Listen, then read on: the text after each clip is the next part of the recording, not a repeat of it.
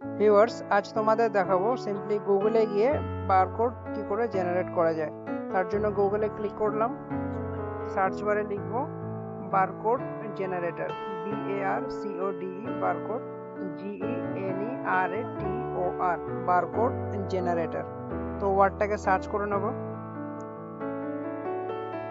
দেখতে পাচ্ছ একটা ইন্টারফেস চলে এসেছে, এখানে ফ্রি অনলাইন বারকোড জেনারেটর, এটাতে ক্লিক করলাম। ক্লিক করে একটু স্ক্রল আপ করে নেব। এন্টার ডাটা এই অপশানে ক্লিক করে তোমাদের যে ডাটা আছে সেটা এন্টার করে নেবে। আমার ক্ষেত্রে আমি এখানে আমার পার্সেলের ট্র্যাকিং আইডিটা এন্টার করে নিচ্ছি। তোমরা চাইলে কোনো অ্যাড্রেস, কোনো লিঙ্ক ইত্যাদি এগুলোকে তোমরা বারকোড জেনারেট করতে পারো।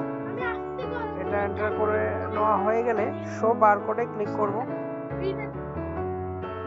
তো আমার হয়ে গেছে, আমি শো বারকোডে ক্লিক করতেই আমার ট্র্যাকিং আইডির বারকোডটা চলে এসেছে। তো এই বারকোডটা তোমরা চাইলে ডাউনলোড করে সেভ করে রাখতে পারো। আমাদের লজিস্টিক লাইনে অনেক পার্সেল আসে যেখানে বারকোডটা ছিঁড়ে যায়, বারকোড বৃষ্টির সময় বারকোড ধুয়ে বারকোড দেখা যায় না, বা অনেক থার্ড পার্টি পার্সেলে অনলি ট্র্যাকিং আইডিটা আসে, বারকোড থাকে না।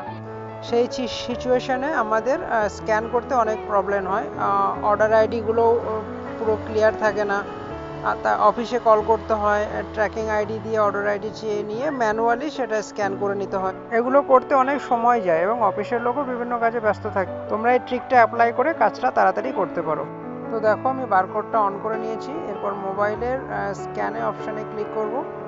আমার বায়োডে স্ক্যান অপশান আছে, এখানে ক্লিক করলেই ক্যামেরাটা অন হবে, বারকোডে ধরলে স্ক্যান সাকসেসফুল হয়ে গেল। এই ছিল আজকের একটা ছোট ট্রিকটা ভালো লাগলে লাইক করো।